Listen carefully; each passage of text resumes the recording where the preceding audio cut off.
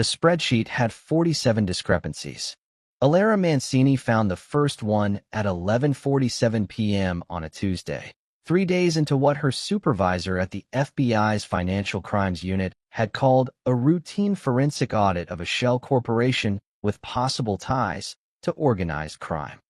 She had been drinking cold coffee from a paper cup and eating a granola bar that tasted like compressed sawdust when the numbers stopped her cold.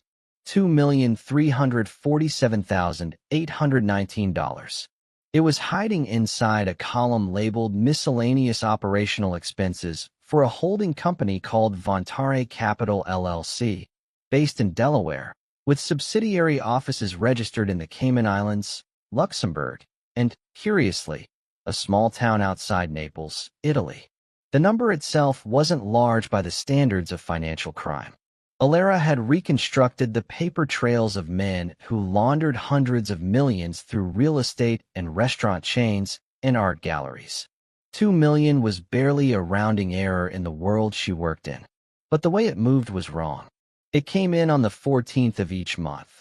Always the 14th, never the 13th, never the 15th, from an account registered to a company called Meridian Services Group, which did not appear to do anything at all. Meridian Services Group had no employees on record, no website, no physical address beyond a registered agent in Wilmington, Delaware, who answered to a post office box. It had existed for 11 years and had processed exactly $28,173,828 over that time, always in amounts just below reporting thresholds, always on the 14th, always moving through exactly 3 intermediary accounts before landing in Vontare Capital. Alara set down her granola bar. She opened a new tab in her analysis software and began pulling threads. By 3 a.m., she had found 46 more discrepancies. By 6 a.m., when the first gray light of a November morning pressed against the windows of her apartment in Georgetown, she understood that this was not a routine forensic audit. This was the edge of something enormous, something structured with extraordinary intelligence and patience, a financial architecture that had taken years to build and that was designed, above everything else, to be invisible. She showered, changed into clean clothes, and drove to the J. Edgar Hoover building before her supervisor arrived. She was already at his desk when Special Agent in Charge Marcus Webb walked in at 8:15 with a coffee and a look of mild surprise. "Mancini, you look like you slept in the office." "I didn't sleep at all," she said, and handed him a 12-page summary she had typed up in the car using voice dictation. "This isn't a shell company audit, Marcus. Vontare Capital is the visible node of a network that moves money for at least 3 separate criminal enterprises. I think one of them might be the Corsetti family." Marcus Webb was a 22-year Bureau veteran who had a habit of pressing his lips together very tightly when he was trying not to show that something surprised him. His lips were currently almost invisible. "Sit down," he said. "I've been sitting." "Alara." He gestured at the chair across from his desk. "Sit down and talk slowly." She had been a forensic accountant for 9 years. Before the FBI, she had worked for the IRS Criminal Investigation Division, and before that she had spent 3 years at a Big Four accounting firm in New York, doing the kind of legitimate tax structuring work that had taught her, with crystalline clarity, exactly how wealthy people hid money. She understood the grammar of financial crime the way a surgeon understands anatomy. Not just the structures, but the vulnerabilities, the places where even the most careful architecture revealed its underlying logic. She was 34 years old. She was 5 feet 4 inches tall.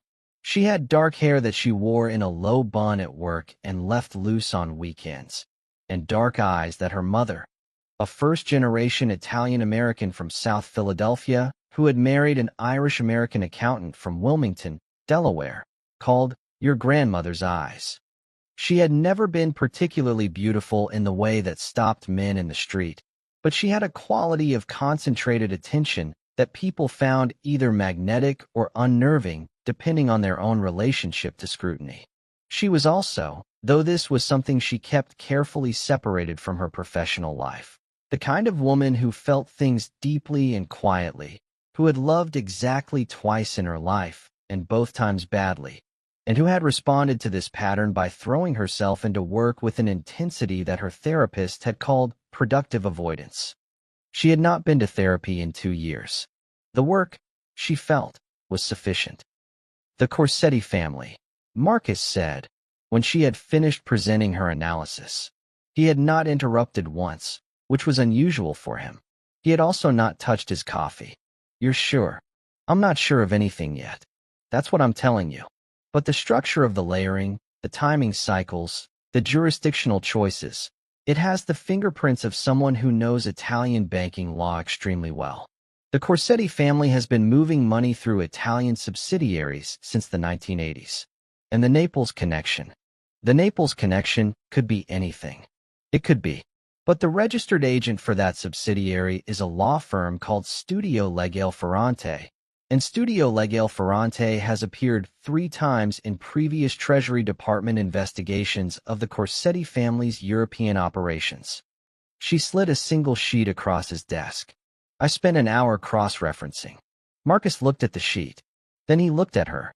Marcus looked at the sheet. Then he looked at her. How long have you been awake? Since yesterday morning. Jesus, Mancini. I want this case. You have this case. You've had this case. He picked up his coffee, finally, and took a long sip. But if you're right about the Corsetti connection, this goes up the chain. We're not talking about a financial crimes audit anymore. We're talking about a RICO investigation with organized crime implications. That means we bring in the OCU, Organized Crime Unit, and it means you work jointly with them. Fine. It also means, he said, watching her carefully, that we may need to put you in the field. Not just analysis. Actual contact with the target network. Alara was quiet for a moment. Field work was not her natural habitat. She was the person who sat in the back room and translated the numbers into a narrative that prosecutors could take into court. She was not the person who shook hands with criminals and pretended to be someone else. What kind of contact? She asked. We'll see how it develops. Marcus set down his coffee. Go home. Sleep. Come back tomorrow, and we'll set up the joint briefing. She went home. She did not sleep for another 4 hours, during which time she read every available file on the Corsetti family in the Bureau's database and 3 separate academic papers on the financial structures of Italian-American organized crime. Then she slept for 11 hours straight, dreamlessly, and woke up in the dark feeling like something had shifted, somewhere, in the architecture of her life. The joint briefing took place on a Wednesday, in a conference room on the 4th floor of the Hoover Building, with representatives from the Financial Crimes Unit, the Organized Crime Unit, and, unexpectedly, a quiet man from the Department of Justice who sat in the corner and said nothing for the entire 90 minutes. The lead agent from OCU was a man named Dan Ferretti, no relation to the law firm. He clarified immediately, with the practiced ease of someone who had been making that clarification for a long time. He was broad-shouldered and gray-templed, and had the kind of permanent tiredness in his eyes that came from spending 2 decades looking at the worst things people did to each other. What we know about the Corsetti family, Ferretti said, clicking to the first slide of his presentation, could fill a book. What we can prove fills about 40 pages of indictment, most of it relating to a 2019 case that resulted in the conviction of 3 mid-level figures. He clicked again. The patriarch, Vincent Corsetti, died in 2018. His eldest son, Marco, is currently serving 12 years in federal prison for tax evasion. That leaves the youngest son, Luciano Corsetti, as the operating head of the family's business interests. He clicked to a photograph. Alara looked at it, and something in her chest did something she would spend a long time afterwards pretending had not happened. The man in the photograph was tall.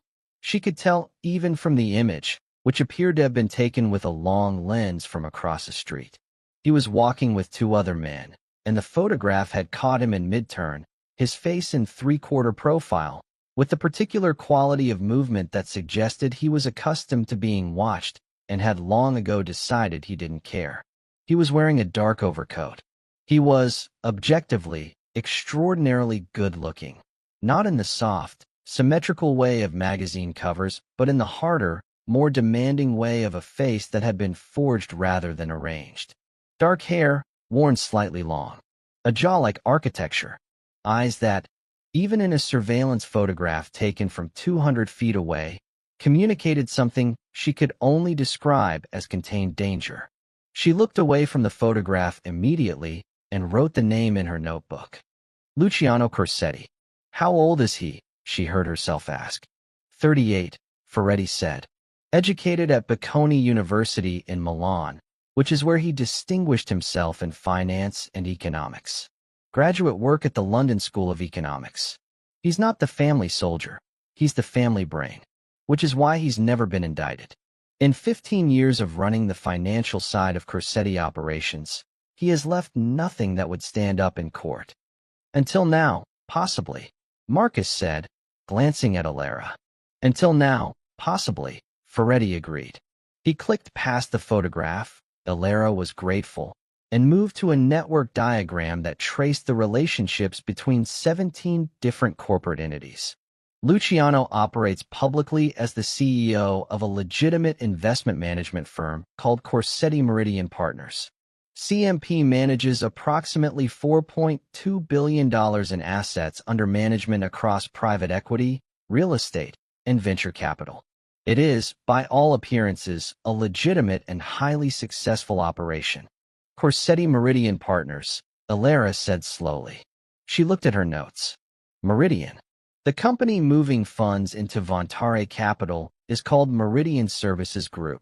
Ferretti looked at her. We noticed that too. It's a connection he's letting people see, she said. He's using the same naming convention. Why would he do that unless he's confident enough in the layering that he thinks it doesn't matter, Ferretti finished. Which, until your analysis, was correct. Every previous investigation of CMP has cleared it. The room was quiet for a moment. So how do we get to him? Marcus asked. The quiet man from the Department of Justice shifted in his corner chair. Everyone looked at him.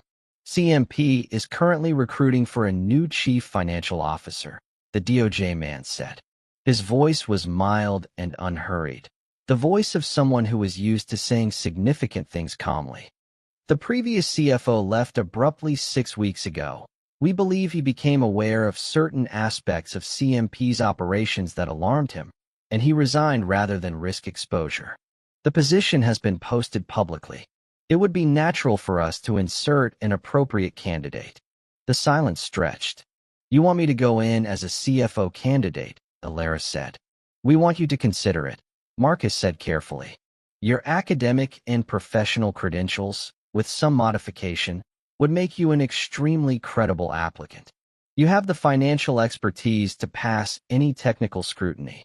And Corsetti Meridian Partners specializes in the same kind of complex financial structures you spend your professional life analyzing. You would be, genuinely, one of the most qualified candidates for the role. I have no field experience. You'll be supported.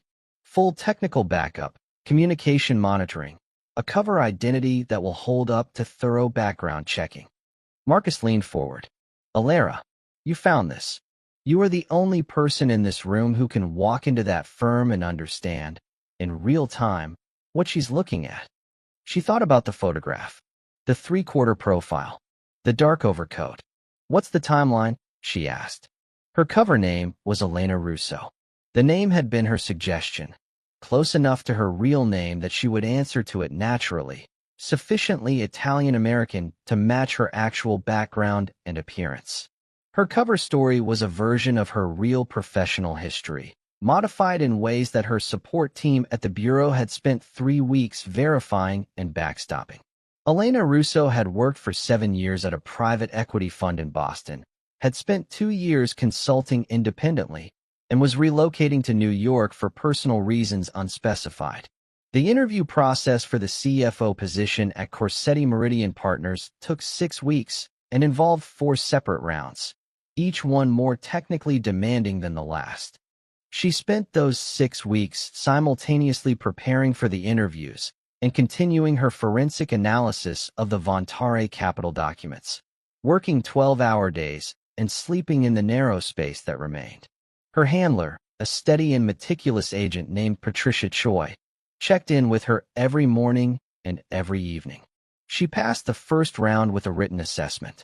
She passed the second round with a technical panel that tested her knowledge of financial regulations, derivatives pricing, and the kind of cross-border tax structuring questions that had been the bread and butter of her legitimate career. She passed the third round with a grueling 6-hour interview with CMP's existing finance team. 5 very intelligent people who asked very good questions. And at the end of it, the head of the finance team, a precise woman named Claire Beaumont, shook her hand with something that might have been respect. Then came the fourth round. You'll be meeting with the CEO himself, Patricia Choi told her, on the morning of the final interview. Luciano Corsetti conducts all final candidate interviews personally. It's his practice. Alera was sitting in the Bureau's Washington field office, in a chair that was slightly too low for the desk.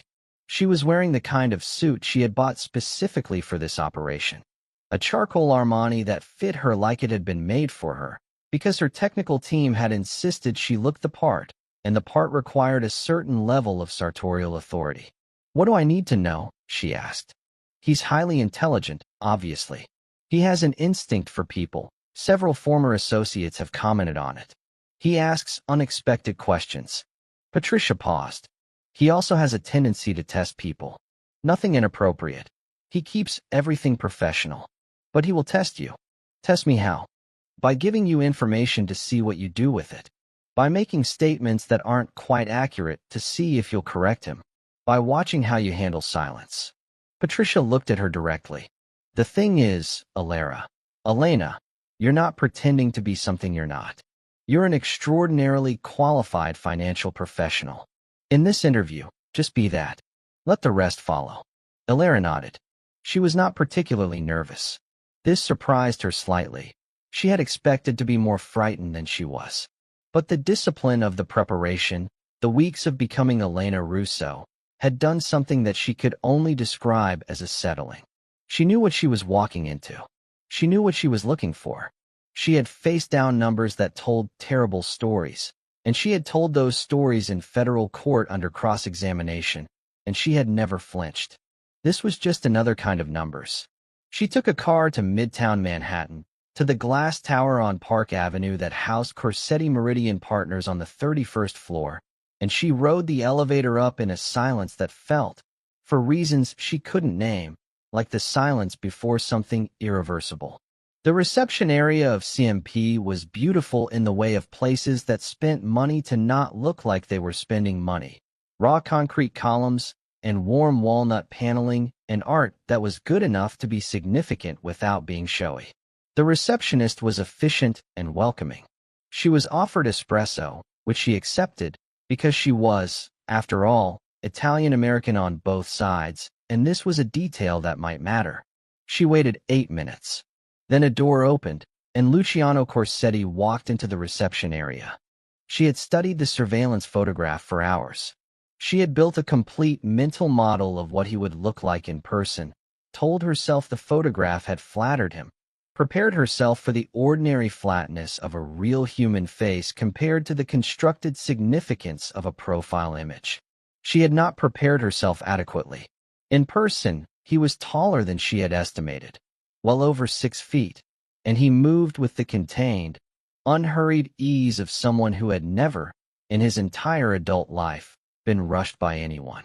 He was wearing a suit of charcoal wool that was clearly Italian and probably bespoke, and a white shirt without a tie, which on anyone else might have read as casual, and on him read as deliberate. His eyes, which she had not been able to assess from the photograph, were dark gray, not quite brown, not quite green, a specific color that existed in the space between categories. He was looking at her with exactly the quality of attention she had been warned about. Not predatory, not invasive, something more unsettling than either. The complete, calm attention of someone who was genuinely trying to understand what he was looking at. Ms. Russo, he said. His voice was lower than she had expected. and his accent was American with a faint Italian inflection.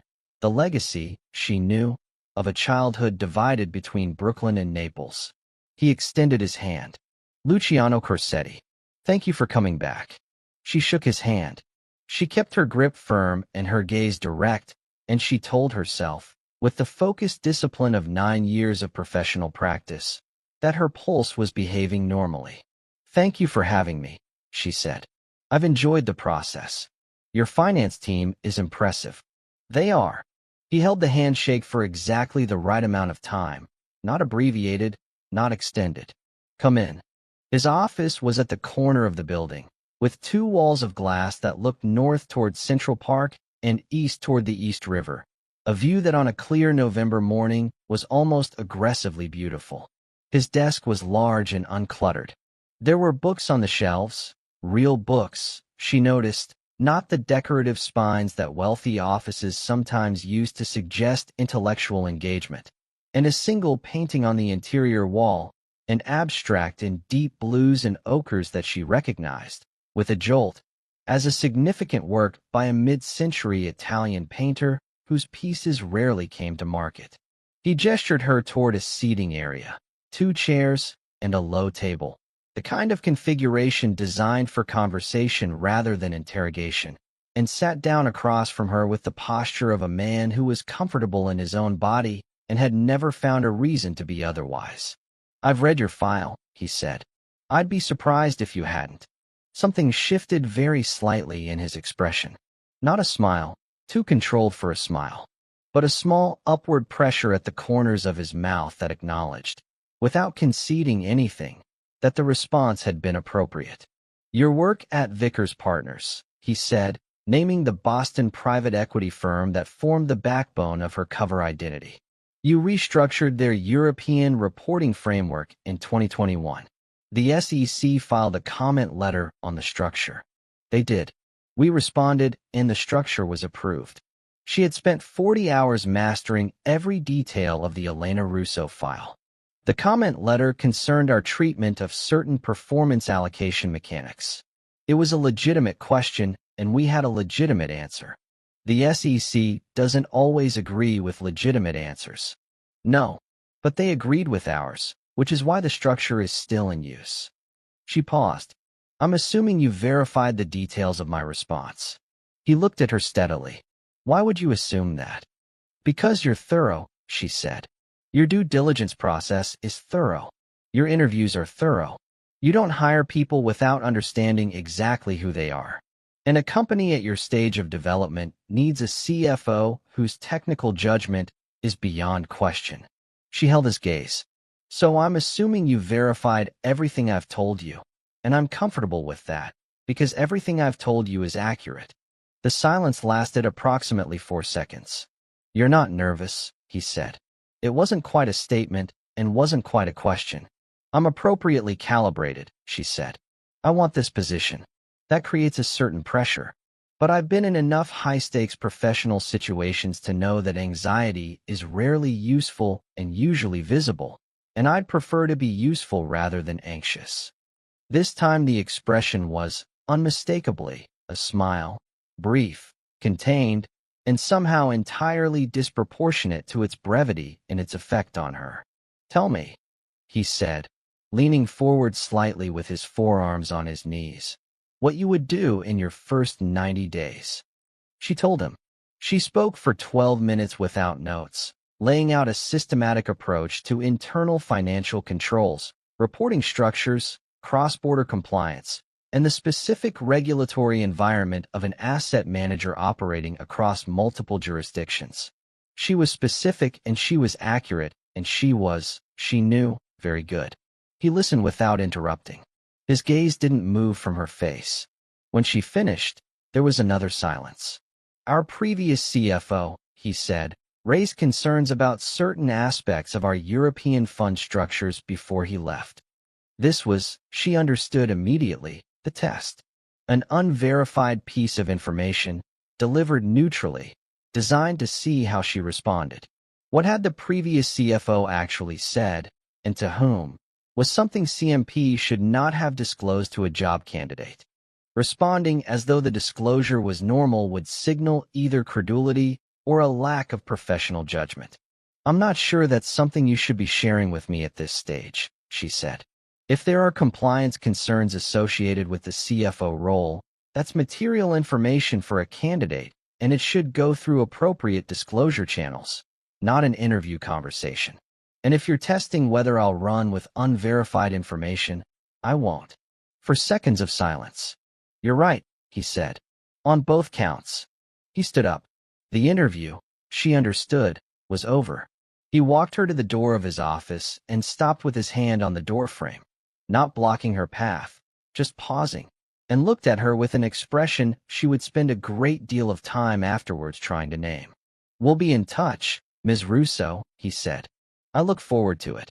She walked through the beautiful reception area and into the elevator and descended 31 floors and stepped out into the cold air of Park Avenue and stood for a moment on the sidewalk while the city moved around her and allowed herself, for exactly 30 seconds, to feel the full weight of what had just happened.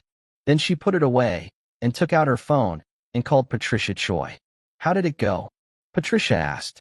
"He's exactly as intelligent as the file said," Alara said. "Probably more so." She started walking toward the subway. "And I think I'm going to get the job." She got the job. The offer came 10 days later. A call from Claire Beaumont, CMP's head of finance, professionally warm and carefully worded, with a compensation package that made Alara's actual FBI salary look like a rounding error. She accepted, with the composed professionalism of Elena Russo, and spent the following 2 weeks being processed into CMP's systems with the thoroughness of an organization that took its personnel security seriously. Her first day at Corsetti Meridian Partners was a Tuesday in December, cold and gray, with the particular quality of light that Midtown Manhattan has in winter when the cloud cover is low, a leached, pewter light that makes the buildings look like they've been cut from the sky with a very sharp knife. She arrived at 8 a.m. and was met by Claire Beaumont, who showed her to her office. Corner of the floor, not as grand as the CEO's corner 2 levels up, but still impressive, with a view of the East River, and spent the first 3 hours walking her through onboarding documents, IT setup, and introductions to the team she would be overseeing. The finance team at CMP was 8 people, all of whom were excellent at their jobs, all of whom regarded her with the careful, watchful friendliness of people who understood that the new CFO was conducting her own assessment of them simultaneously. She saw Luciano Corsetti for the first time that day at 11 a.m., when he appeared in the doorway of her office for approximately 90 seconds, said, "Welcome, Ms. Russo. Let me know what you need," and disappeared again. He was wearing a different suit, navy, this time, and carrying a folder that he was reading as he walked. He did not look up from the folder while he was speaking, and the combination of the casual delivery and the precise quality of the words produced an effect she found, against all professional better judgment, rather compelling. She spent the rest of the day learning the financial architecture of the legitimate face of CMP, which was, she had to acknowledge, in the privacy of her own assessment, genuinely impressive. The funds under management were real. The returns were real. The investor base, which included pension funds, endowments, and several prominent family offices, had real capital at risk, and the capital was being managed, by all visible evidence, with considerable competence. This was the complexity she had anticipated, and that made the investigation so difficult. Luciano Corsetti had not built a criminal enterprise with a thin veneer of legitimate business over the top. He had built a genuinely excellent legitimate business and used it as a platform for something else entirely, something that lived in the spaces between the legitimate structures, in the 14-of-the-month payments and the Cayman Islands subsidiaries and the Naples law firm connections that she was only beginning to map. She documented everything in her Bureau Secure Communication channel, which existed in a dedicated encrypted application on a second phone that she kept in a locked desk drawer and accessed only when she was certain she was not observed. Patricia Choi's responses were brief and encouraging. The OCU team was analyzing everything she sent. At 6 p.m., she rode the elevator down with Claire Beaumont, who was putting on her coat and talking about the Q4 reporting cycle with the focused efficiency of someone who treated the end of the workday as simply a different kind of beginning. "He'll want to meet with you properly tomorrow," Claire said. "Luciano.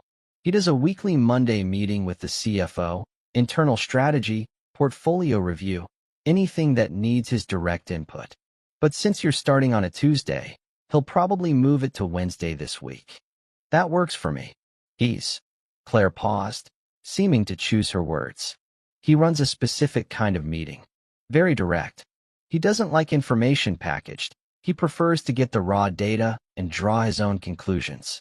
Don't summarize things for him unless he asks you to. Just give him the numbers." "I understand," Alara said. And she did. In her own way, she was exactly the same. The Wednesday meeting was at 9 a.m. in his office. She had prepared extensively, not because she was nervous, exactly, but because preparation was how she controlled environments. And this particular environment was more complex than any she had previously occupied. She had spent the previous evening constructing a dual mental framework: the legitimate CFO concerns she would present to him, and the forensic intelligence she was simultaneously gathering, and the wall that had to exist between those two things, maintained with perfect discipline at all times. He was at his desk when she arrived, standing behind it rather than sitting, looking at something on his screen with the focused quality of attention she was beginning to recognize as his default mode of engagement with the world. He straightened when she came in. "Ms. Russo, coffee, please." He had an espresso machine on the credenza behind his desk, a serious piece of Italian equipment, matte black and thoroughly professional, and he made 2 cups with the practiced ease of someone who had been doing this for a long time. He handed her one without asking how she took it, which meant, she concluded, that he had noted she'd taken it black at the interview. She noted that he had noted. They sat in the conversation area again. He had a single sheet of paper in front of him, a summary of something, though she couldn't see what. "Your first impressions of the portfolio structure," he said. "Not a question, an invitation." "The European fund architecture is elegant," she said. "Whoever designed the Luxembourg structure in particular did very good work. I want to spend more time with the offshore reporting before I have a view on the whole thing. But my initial read is that the legitimate operations are better organized than most firms at this AUM level." She paused, which raises a question. He looked at her. "Your previous CFO left abruptly," she said. "You mentioned concerns in the interview. I've now been inside the structure for 2 days, and from what I can see, the legitimate operations are clean, which suggests that whatever concerned him was not in the visible structure." Another 4-second silence. She was becoming familiar with his silences. They were not empty. They were the external manifestation of active thought. "You're direct," he said. "You were told I was direct. I was told you were thorough. I'm observing the directness myself. Is it a problem?" "No." He set down his coffee cup. "My previous CFO had concerns that were, in my view, based on a misunderstanding of certain operational arrangements. He didn't raise them with me. He simply left. Which was, I'll admit, frustrating." He looked at her steadily. "I prefer people who raise concerns directly rather than running from them." She held his gaze. This was, she understood, another test, and this time the test was not about professional judgment. This time the test was about character. "If I have concerns," she said, "I'll raise them with you. Directly." "Good." The meeting lasted 90 minutes. He asked her questions about the Q4 reporting cycle, the treatment of certain performance fees, the status of 3 specific regulatory filings, and the composition of the investor reporting packages. She answered all of them accurately, and several of them better than he had clearly expected. At one point he leaned forward to look at a figure she had circled on a printout, and their shoulders were approximately 8 inches apart, and she was aware, with a precision that she found deeply inconvenient, of the specific quality of warmth that comes off a person in close proximity. She moved her chair back slightly, as though reconsidering the angle of the printout, and continued talking. When the meeting ended, he walked her to the door again. This, she was beginning to understand, was his habit. He walked people to doors rather than letting them leave from a sitting position, which was either politeness or a way of seeing people out on his terms, and said, "Same time next week." "Same time next week," she agreed. She went back to her office and sat at her desk for a moment, looking at the East River through the window. She told herself, a professional. She was here for a specific purpose. She had a specific mission. She opened her encrypted phone and sent Patricia Choi a brief update. Patricia replied, *, good work. Keep building trust. Anything on the offshore structure yet? *. Alara typed, *, working on it. It's well hidden, but it's there. *. She put the phone back in the locked drawer and opened her laptop and began working through the offshore fund documentation with the concentrated focus of a woman who understood that the numbers would eventually tell her everything she needed to know. She found the second layer of the architecture on a Thursday evening, when the office was mostly empty and the sound of the city had taken on the lower, steadier frequency of after-hours Manhattan. It was not in the fund documents themselves, but in the ancillary correspondence, a series of internal memos, formatted as routine risk management updates, that contained, embedded in their standardized language, a set of references to approval codes that did not match any approval workflow she could identify in the firm's official procedures. Each memo referenced the same three-letter code, RVN, without explanation. Each memo was addressed to the same distribution list, which included Luciano Corsetti and two individuals whose names she did not immediately recognize. She photographed the relevant pages on her encrypted phone, logged the document numbers in her secure notes, and spent the following 45 minutes researching the two unfamiliar names in the Bureau's database. One of them resolved quickly, a financial attorney in Geneva whose firm appeared in two previous Treasury investigations without ever becoming a subject. The second name returned nothing in the Bureau's systems, which was itself a form of information. She flagged both names for Patricia and went home at 9:30 feeling the particular exhaustion that comes not from effort, but from sustained vigilance, the tiredness of a person who has been watching carefully for a very long time, without being watching. The following Monday, at the weekly meeting, Luciano said something that briefly stopped her. They had been reviewing a fund performance summary, and he had been precise and focused in the way he always was. And then he looked up from the document and said, without particular emphasis, "You seem to understand the European structures very quickly for someone who's only been inside them for 2 weeks." She looked at him. "The architecture is logical," she said.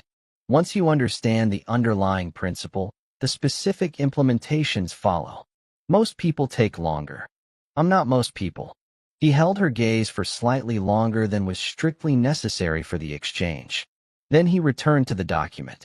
She could not determine whether the comment had been an observation, a test, or something else entirely. She turned it over in her mind throughout the remainder of the meeting and logged it in her secure notes that evening with the annotation, * possible heightened awareness of my pace of review. Monitor, *. It was, she acknowledged to herself, also possible that he was simply noticing her. That the comment had been the equivalent of a person saying you're very good at this, a form of attention that was entirely professional and entirely ordinary, and that she was overinterpreting because she was looking for danger signals, and because looking for danger signals in someone's behavior and noticing someone's behavior are, in practice, very difficult to separate when the someone in question is the specific person she was currently dealing with. She added a second annotation. Also possible, overthinking. December became January. She settled into the rhythms of the firm with a naturalness that both served her cover and, she acknowledged privately, reflected something genuine. She liked the work, the legitimate work, the actual management of complex financial structures, the challenge of understanding a portfolio that was genuinely sophisticated and interesting. She liked Claire Beaumont, who was capable and mordant and made excellent coffee. She liked the team, who were sharp and professional and treated her, after an initial period of assessment, with the collegial respect of people who had concluded she was competent. She did not allow herself to like Luciano Corsetti, but she was aware of him with a constancy and precision that she could not entirely suppress. Their weekly meetings had developed a particular quality, intellectually rigorous, professionally charged, always just inside the boundary of appropriate formality, and permeated, on her side at least, by an awareness that she spent considerable energy managing. He was, she had concluded, one of the most intelligent people she had ever spent regular time with. His grasp of financial structures was comprehensive and intuitive. He understood complex systems the way some people understood languages, not just the grammar, but the music underneath the grammar. He was also, she was discovering, not the person the Bureau's file had described.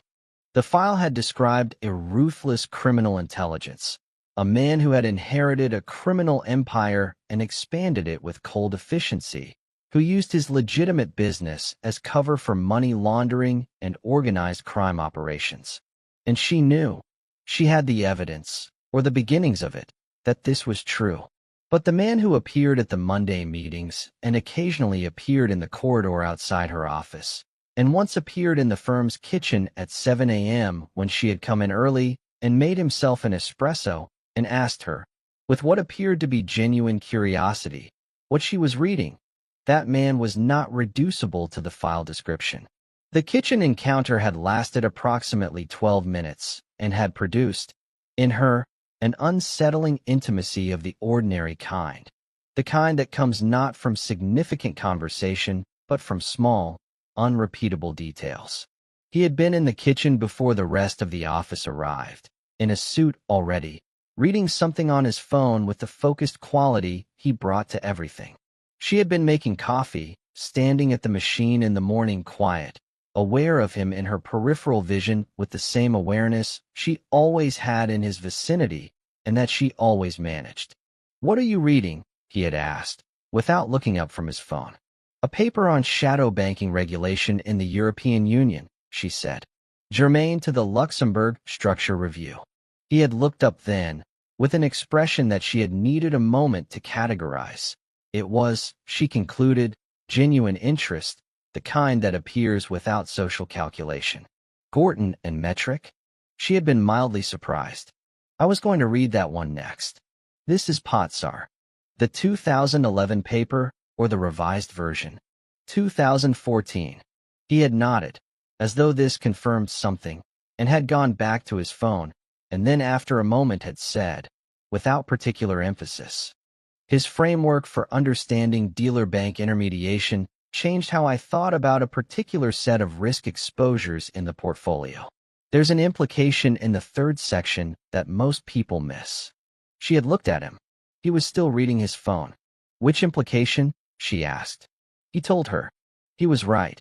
It was something she had marked herself on a previous reading, a structural insight that sat quietly in the middle of an analytical argument and that required a certain kind of reading to catch.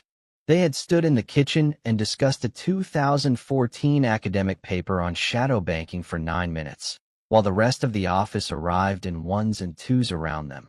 And she had thought, this is how it happens, not in moments of drama or significance, but in the kitchen at 7 in the morning over a paper they had both read and found interesting. And the particular quality of talking with someone who has read the same things carefully and thought about them seriously and has things to say. She finished her coffee and went back to her office and spent 4 minutes sitting at her desk before she opened her laptop. She acknowledged to herself, in a moderate amount of trouble. He was, among other things, quietly generous in ways she hadn't expected. She had watched him, over the course of the month, in his interactions with the team, the way he remembered things about people and referenced them naturally, not performatively. The way he had handled a junior analyst's significant error not with punishment, but with a 30-minute conversation that she overheard through her open door, which was thorough and demanding, but not unkind. The way he brought back, from a trip to the firm's Rome office in January, 3 bags of coffee from a specific Roman roaster that several of the Italian heritage staff had mentioned once, in passing, months before. She documented all of this in her personal notes, not in the bureau channel, because this was not intelligence. This was the complication she had been specifically warned not to develop. These operations always involve emotional complexity. Her supervisor had told her in the briefing before she went in. The subjects of investigations are human beings, and extended contact creates familiarity, and familiarity can create sympathy. It's one of the risks of deep cover work. You have to be aware of it and manage it. She was aware of it. She was managing it. She was not managing it perfectly. The evidence she was gathering was more than the Bureau had hoped. In January alone, she documented 3 separate fund flows that didn't appear in the legitimate books. Amounts that moved through a Luxembourg subsidiary to an account in Malta, which she traced through 2 intermediaries to a Cayman company that was almost certainly the operating vehicle for what Ferretti's OCU team had identified as a drug distribution network operating out of the Bronx. The amounts were not enormous, nothing that would trigger automatic regulatory reporting. They were hidden in legitimate transaction flows with extraordinary care. But she was beginning to understand the architecture well enough to see them, and the picture they formed was damning. She sent the documentation to Patricia Choi, who sent it to Ferretti, who sent a terse and encouraging response that suggested the DOJ man in the corner of the room was becoming increasingly interested.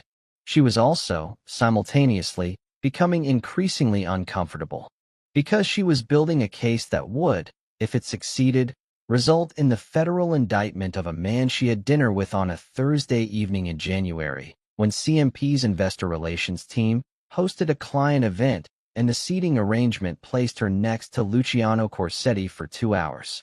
The dinner was at a restaurant in the West Village, the kind of place that existed in New York in a specific register of expensive and unshowy, where the food was serious and the room was quiet, and the tables were far enough apart that conversation was private. The client event occupied a private dining room at the back, and she was placed next to him at the head of the table, a seating arrangement that she later concluded was either Claire Beaumont's work or his own. For the first half of the dinner, they did what the occasion required: client conversations, portfolio discussions, the careful social performance of investment management relationships. He was excellent at this. Warm without being sycophantic, informative without being overbearing, attentive to the clients in a way that was clearly genuine rather than merely strategic. Then the dessert course arrived. The clients turned to other conversations, and they were, briefly, in a pocket of relative privacy. "Your family is Italian," he said. It was not quite a question. "My mother's family. South Philadelphia. Her parents were from Campania. And your father?" "Irish-American. Delaware." She paused. He was an accountant. Something in his expression shifted, amused, she thought, and something else she couldn't quite identify. "So accountancy is hereditary." He would say it's a calling. "And you?" "I think it's a language," she said. "Probably the most honest language there is. Numbers don't have the social incentives that people do. They don't try to make themselves look good. They just are what they are. And if you learn to read them well enough, they tell you the truth." He was quiet for a moment. In the candlelight, his face had a different quality than it had in the office, something slightly less controlled, or perhaps simply differently lit. "My father used to say something similar," he said. "He said that money is like water. It doesn't have a direction of its own. It finds whatever channels are available. The nature of the water isn't revealed by the water itself. It's revealed by the channels it moves through." She thought about the channels she had been mapping for the past month. The Cayman structures, the Malta accounts, the money flowing from Vontare Capital through Meridian Services Group, always on the 14th. "That's a philosophical view of finance," she said carefully. "All views of finance are philosophical, eventually." He looked at her directly. "What did you think of the European fund structure?" Honestly, she met his gaze. He was testing her again, but this time the test was different. Less about professional judgment, more about something she couldn't quite name. I think it's extraordinary, she said. The complexity of the structure, the way the layers interact. It's the work of someone who understands both the legal framework and the practical mechanics in exceptional depth. She paused. I also think that complexity at that scale creates a specific kind of risk. When a structure is so intricate that only a handful of people can fully understand it, you lose the distributed oversight that normally catches errors. His expression was unreadable. Errors, he said. Or intentional irregularities, she said. Which looks similar from the outside, in the absence of adequate transparency. The silence lasted, this time, for 6 full seconds. I'll bear that in mind, he said. The dinner ended. He was courteous and professionally appropriate throughout the process of ending the evening. The client goodbyes, the coat retrieval, the street outside the restaurant where cabs were called and hands were shaken. He walked with her to the corner where she had told her bureau driver to wait. Good evening, Ms. Russo, he said. Good evening, Mr. Corsetti. He turned and walked south, and she stood on the corner and watched him go for 3 seconds before getting into the car. She did not say anything to Patricia Choi about the dinner. She entered a professional summary of the client event in her bureau log and left it at that. She lay awake for 2 hours that night, listening to the city, thinking about the conversation. February brought a complication. It arrived in the form of a name that appeared in a financial document she was reviewing on a Tuesday afternoon, Donato Scalise. She knew the name. It appeared in the Bureau's organized crime database in connection with at least 4 investigations of the Corsetti family's operations, always at the periphery. A fixer, an arranger, the kind of person who existed in the space between the clean, legitimate world and the dirty, operational world, and moved between them with practiced ease. He had never been convicted of anything. He had been questioned 3 times, and had each time produced attorneys so expensive and articulate that the questions produced no useful results. His name appeared in a wire transfer authorization document that was routing $4.8 million from a fund in Luxembourg to an account in Monaco, and the routing was happening through a structure she had not previously seen, a new shell company, recently incorporated in Dubai, that had not appeared in any of the earlier analysis. She documented it immediately and sent it to Patricia Choi. Patricia's response came within the hour. This is significant. Do you have access to the underlying authorization documentation? She did have access, technically. As CFO, she had access to all financial documentation, but pulling those documents would create a trail in the firm's document management system, and a trail could be noticed. She spent the rest of the afternoon thinking about how to do it without creating a detectable footprint. At 5:30 p.m., Luciano appeared in her doorway. This was not unusual. He sometimes stopped by in the late afternoon, usually with a specific question that could have been an email, but that he chose to ask in person. She had developed a theory about this habit. He was a person who gathered information through direct observation, who used the excuse of a specific question to read the room, to assess mood and status and unspoken dynamics in a way that no digital communication could provide. Today he had no specific question. He stood in the doorway with his jacket off and his sleeves rolled to the elbows, a concession to the afternoon. She had noticed he made this adjustment around 4 p.m. and looked at her with the expression she was beginning to identify as his thinking face. You're here late, he said. I'm always here late. You're always here later than anyone else. He leaned against the doorframe. Do you have dinner plans? The question landed with a quality she was not prepared for. Not the question itself. They had eaten at the same table before, at a firm event. This was different, and they both knew it was different. I don't, she said, with the practiced calm of Elena Russo, who was a competent professional and not an FBI agent whose pulse had just done something inconvenient. There's a place I want to show you, he said. It's easier to talk outside the office. She was aware, with perfect clarity, of the professional and personal and operational dimensions of what was being offered. She was aware that accepting was complicated. She was aware that declining was also complicated, that building the trust necessary to access the Scalise documentation required exactly the kind of relationship he was proposing. She was aware that both of these things were true simultaneously, and that the fact of their simultaneous truth was the thing she had been managing, imperfectly, for 6 weeks. "Give me 10 minutes," she said. The place he wanted to show her was a small restaurant in the East 40s. Not fashionable, not the kind of place a CEO takes clients to impress them, but the kind of place that exists in a specific register of New York life. A neighborhood Italian whose family had been in the same location for 4 decades, whose menu was handwritten in Italian, and whose tables were covered with white paper over white cloth, and whose wine was good and honestly priced. "My mother used to bring me here," he said, when they were seated. He had not said this as a piece of sentiment, just as information, context. "How often are you in New York?" she asked. "More than I'd like. I prefer Rome."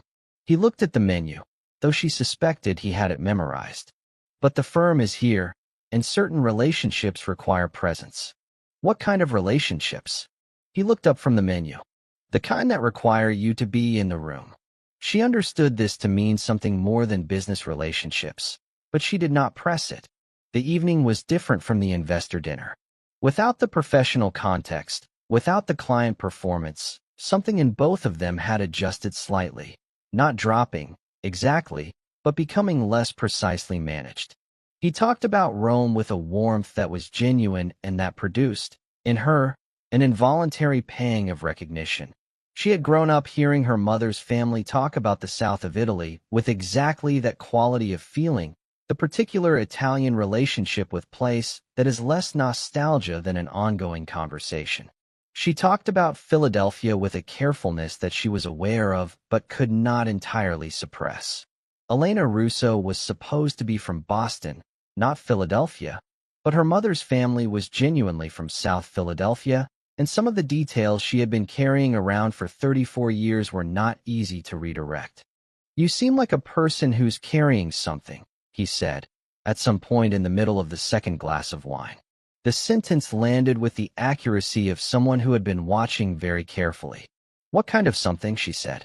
"I'm not sure. Something that requires a certain amount of energy to manage." He looked at her steadily. "I'm not asking what it is. I'm just noting that I see it." She held his gaze and felt, with a precision that was almost physical, the weight of the thing she was carrying. The 47 discrepancies. The Scalise document. The encrypted phone in the locked drawer. The case number and the bureau contact and the DOJ man in the corner of the room. "Everyone carries something," she said. "True." He picked up his wine glass. "What I'm noticing is that you carry yours very well. Better than most people. Is that a compliment?" "It's an observation." He paused. "The compliment is that I find it interesting." She looked at her wine glass. "I should tell you," she said. "That I don't." She stopped. "You don't what?" "I don't usually." She stopped again. What she was trying to say was something she could not say, because what she was trying to say was, "I don't usually sit in Italian restaurants with the subjects of FBI investigations and feel this way about the quality of the light and the particular timbre of someone's voice. I don't usually discuss my personal life professionally," she said instead, "or my professional life personally. We're currently in an ambiguous middle territory," he said. "I'm aware. So am I." The dinner ended at 10 o'clock, with no resolution of the ambiguity, but with a quality of mutual understanding that was, she recognized, its own kind of resolution. He put her in a cab with the courtesy that was, she had decided, simply part of how he moved through the world, not performed, just genuine, and she rode back to her apartment in a state she could not quite name. She sat in her apartment for a long time before she opened the encrypted phone. The apartment was a sublet. She had taken it furnished, quickly, as Elena Russo relocating from Boston, and it still didn't feel like a place she lived so much as a place she was deployed.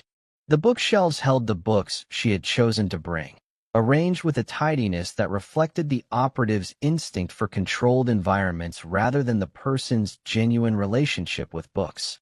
The kitchen was well equipped and used. The bedroom had a view of a courtyard that received exactly 40 minutes of direct sunlight in the early morning.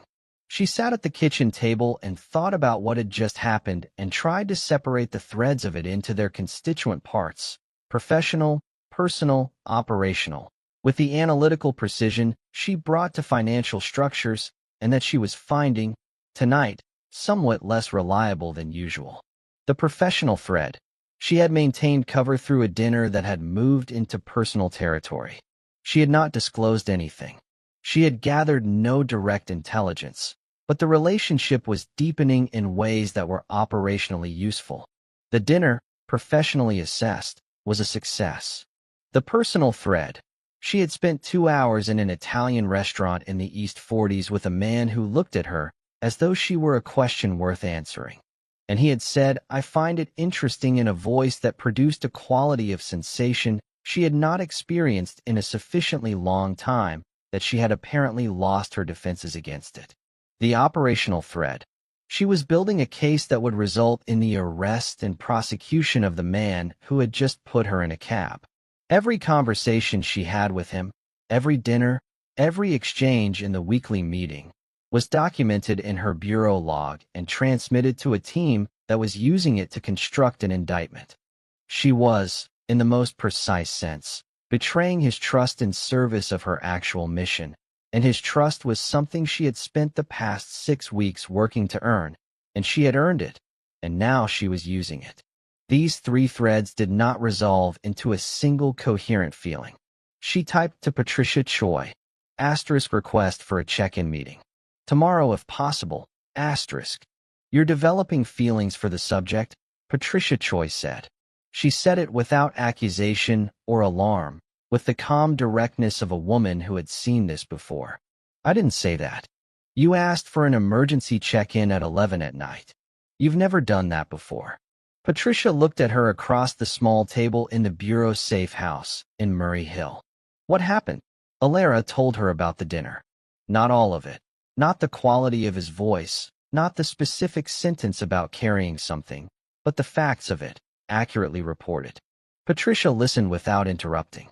He's interested in you, Patricia said when she was done. As a professional, as a person, as a woman. From what you're describing, he's pursuing a personal relationship. Alara was quiet. This creates operational complexity, Patricia said, but it also creates opportunity. If he's developing trust in you as a person, not just as a professional, the access that creates could be significant. I'm aware of that, Alara said. And she was. She had been aware of it on the drive to the safe house. She had been aware of it, if she was honest, for several weeks. But, Patricia said, but I want to be clear about what I'm doing and why I'm doing it. I'm not, she stopped. I'm not going to allow this operation to proceed in a way that uses personal feelings as a lever. That's not what I signed up for. No one is asking you to. I want it on record that I raised this concern. It's on record. Patricia looked at her steadily. Alara, can you maintain operational integrity while managing this dynamic? She thought about the dinner, the wine, the specific sentence about carrying something. Yes, she said. Are you sure? I'm not sure of anything, she said. But I can do the job. The Scalise documentation was her primary objective for the next 3 weeks. She found it gradually, with the patient precision that was her professional signature. Not pulling documents in a way that would create a traceable footprint, but observing the system, understanding the document flow, identifying the natural moments when she could access the files she needed without triggering any alert. She was, after all, the CFO. She had legitimate reason to review most of what she needed. The art was in making the surveillance look like routine due diligence. By the end of February, she had enough to identify the Dubai structure as a new laundering vehicle, the most sophisticated one she had yet documented, designed with such care for anti-detection that she estimated only 2 people at CMP could have constructed it. One of them was a senior compliance officer who had recently been promoted. The other was Luciano himself. She sent the documentation to Patricia, who sent it to Ferretti, who sent it to the DOJ. The DOJ man came out of his corner, and sent a message that reached her through the bureau chain, couched in the careful language of federal procedure that essentially said, "This is enough to begin drafting the warrant." She sat with this information for a long time. A warrant meant the end of the operation. It meant indictment. It meant Luciano Corsetti arrested, charged, prosecuted. She had known this was the goal from the beginning. She had known it with every piece of documentation she had gathered and transmitted. She had known it on the night of the investor dinner, and on the night of the East 40s restaurant, and on the Tuesday afternoon 3 weeks ago when he had appeared in her doorway and asked if she had dinner plans in the casual, direct way of someone who had made a decision. Knowing it and feeling the weight of it, she was discovering were not the same thing. She requested a second check-in with Patricia, not for operational reasons, but because she needed to say the thing out loud to someone who could hear it without institutional consequence. They met in the same Murray Hill safe house. Patricia had 2 coffees and the composed patience she always brought to these conversations. "The warrant timeline," Alara said. "How long?" 6 to 8 weeks, depending on how the DOJ proceeds. They want to add the Scalise material to the filing, and that requires one more round of verification. Patricia looked at her. "You have time. Time to do what? To prepare. To complete whatever documentation you still want to gather. To plan the exit." Alara wrapped both hands around her coffee cup. "What does the exit look like?" "Standard protocol. We pull you when the warrant is filed or when there's a credible risk to your cover. You stop coming to work. Elena Russo ceases to exist. We debrief you and transition you back to your regular assignment. And he'll be served at his residence, at a time and manner coordinated by the arresting team. You won't be there." She nodded. She had understood all of this from the beginning. The mechanics of it were not news. What was news was that the mechanics were now becoming a timeline, and the timeline was now becoming a reality, and the reality had a weight she had not fully anticipated. "Patricia," she said, "I need you to know that I haven't compromised the operation. The evidence is accurate. My documentation is complete. Whatever has developed personally has not affected what I've done professionally." "I know that," Patricia said, "but I want it on record." "It's on record." A pause. "And Alara, for what it's worth, what you've done here is significant. The Scalise connection, the Dubai structure, the full architecture of how they've been moving money for 15 years. This will matter. Beyond this case, beyond this family. It will matter to people who were being harmed by the operations you've documented." Alara looked at her coffee. "I know," she said. "That's why I did it. Is that still enough?" A long pause. "Yes," she said, with the particular quality of a person who is answering a question they have examined from every available angle and have arrived at an honest answer that costs them something.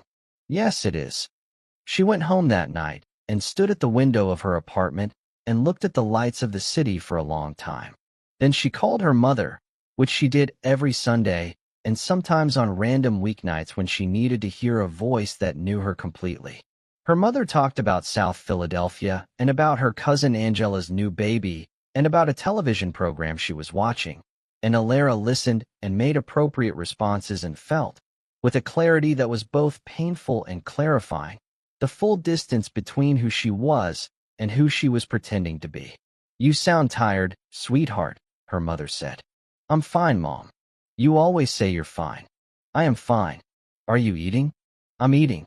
"Are you?" A pause. Her mother had the Italian-American Catholic intuition for unspoken things. "Is there someone?" The question arrived with impeccable timing. "No," Alara said. "There's no one." Which was, she told herself, true. There was no one. There was a subject of investigation whose face she could reconstruct in perfect detail with her eyes closed, and whose particular quality of attention she had been unable to stop thinking about for 2 months, and who had looked at her in a restaurant in the East 40s as though she were a question he was genuinely interested in answering. But there was no one. March brought Donato Scalise himself. He appeared in the lobby of CMP's Park Avenue building on a Wednesday morning without an appointment, and the information reached Alara because Claire Beaumont, passing her office, mentioned it in the casual way of someone conveying interesting gossip. Donato Scalise is upstairs with Luciano, Claire said. Don't schedule anything for his midday slot. This kind of visit runs long. Who is Donato Scalise? Elena Russo asked, with the appropriate curiosity of someone who did not know. An old family associate, Claire said, with the careful neutrality of someone who understood that this was a question best answered elliptically. He and Luciano's father were close. He still has certain advisory relationships with the family. Family as in Luciano's family, Claire said. Not the firm. Alara nodded and thanked Claire and went back to her work, and as soon as Claire was gone she sent a message to Patricia Choi. Scalise is in the building. Meeting with Corsetti. Patricia's response. Do not engage. Do not attempt surveillance. Continue routine activities. She continued routine activities. She reviewed Q1 reporting packages. She attended a 30-minute call with the Luxembourg legal team. She reviewed a draft investor letter that needed revision. She was, externally, the CFO of a sophisticated asset management firm doing her job on a Wednesday morning. At 12:45 p.m., she passed Luciano's office on her way to the kitchen and saw, through the glass panel beside the door, Luciano and Scalise in conversation. She saw them for approximately 3 seconds before she was past the glass panel, and they were behind her. What she saw in those 3 seconds was this. Scalise was speaking with the intensity and closeness of someone delivering news that demanded a response. And Luciano was listening with a quality of stillness she had not previously seen on him. Not the active, attentive stillness of his normal mode, but something flatter, more controlled. The stillness of someone receiving information that requires all available resources to process. She went to the kitchen. She made coffee. She walked back to her office with the coffee and sat down and spent 4 minutes looking at the East River before she opened her laptop. At 2 p.m., Luciano appeared in her doorway. Do you have 20 minutes? He said. She looked at him. Something was different in his face. The controlled quality was still there, but underneath it, or alongside it, there was something she had not seen before. A kind of pressure, as though something internal had shifted. Of course, she said. They went to the conference room down the hall, not his office, which she noted. He closed the door and sat across from her at the conference table and looked at her for a moment before he spoke. There's a matter I need to discuss with you, he said. It concerns the Dubai fund structure. Every professional discipline she possessed assembled itself. Go on, she said. There's a possibility that certain transactions processed through the Dubai vehicle may be subject to regulatory scrutiny. I want to review the documentation with you. He paused. Specifically the Q4 transfers. She was looking at him with, she hoped, the expression of a CFO encountering an unexpected compliance concern. What she was actually looking at was a man who, she believed, had just been told something by Donato Scalise that had changed the temperature of the room. Can you be more specific about the nature of the scrutiny? She asked. Not yet. I need you to pull the Q4 transfer documentation and review it for anything that might create regulatory exposure. He met her gaze directly. And I need you to tell me, with complete honesty, whether you've seen anything in the fund structure that concerns you. The sentence landed with an almost physical weight. Tell me, with complete honesty. She looked at him across the conference table, and for a moment, a very brief moment, less than a second, the kind of moment that exists only in retrospect, she felt the full, terrible simplicity of the choice she was about to make or not make. There are aspects of the European and offshore structures that I've flagged internally for further review, she said. I mentioned the transparency concern in our last meeting. What specifically have you flagged? The layering complexity in the Luxembourg subsidiary. The timing patterns of certain offshore transfers. The concentration of authorization in the Dubai vehicle. She paused. I have notes. I can send them to you. Something moved in his face. A very small thing, barely visible, that she could not have named. He looked at her for another 4 seconds. Send me the notes, he said, She went back to her office. She pulled the notes she had prepared, the legitimate CFO notes, the professional compliance concerns, the things Elena Russo would have flagged, and sent them to him. Then she opened the encrypted phone and sent a message to Patricia Choi that read, *, he knows something is wrong. He doesn't know what. *. Patricia's response took 11 minutes. How do you assess the risk to the operation? She stared at the message for a long time. How do you assess the risk to the operation? She thought about his face across the conference table. The quality of the question he had asked her. Tell me, with complete honesty. She typed back, *unknown. Monitoring, *. The document arrived on her desk, physically, on paper, which almost no one did anymore, on a Thursday morning 3 days later. It was an internal financial summary, printed on plain paper without a header, with a handwritten note attached that read, in a precise, angular hand, *3rd page, 3rd paragraph. L*. She read the 3rd page, 3rd paragraph. It was a summary of a document management audit, a log of which files had been accessed, when, and by whom, conducted by CMP's IT security team at an unspecified recent date. The 3rd paragraph describes several instances of unusual access patterns in the offshore fund documentation, documents accessed outside normal business hours, from internal credentialed accounts, with certain metadata characteristics consistent with systematic review rather than ordinary work. The access patterns were hers. She sat very still. He knew. He had known, or suspected, for some time. He had handed her this document, physically handed her the evidence of her own surveillance, with a handwritten note saying 3rd page, 3rd paragraph. She held the document and breathed carefully and assessed the situation with the trained discipline of someone who had been trained to assess situations and not panic.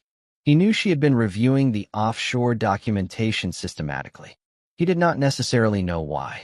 He had not gone to his security team or his legal counsel or done any of the things a corporate executive would do if he believed an employee was a liability.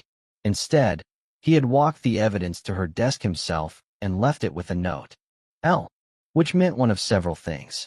He trusted her enough to bring this to her directly rather than acting unilaterally.